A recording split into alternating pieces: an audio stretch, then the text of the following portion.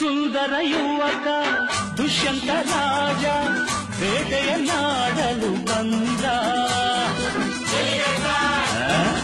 ಅಡ್ಗೆ ಸಾರ್ ಬೇಟೆಯ ಮರೆತು ಕಾಡಿನ ಸೊಗಸು ನೋಡುತ್ತ ಸವಿಯುತ್ತ ನಿಂದ.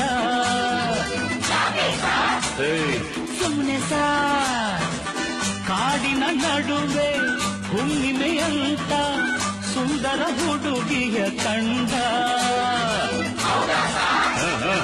ಹೌದು ಸಾರ್ ಚೆಲುವೆಯ ನೋಡಿ ಹತ್ತಿರ ಓಡಿ ಹುಡುಗಿಯ ಕೈ ಹಿಡುಕೊಂಡ.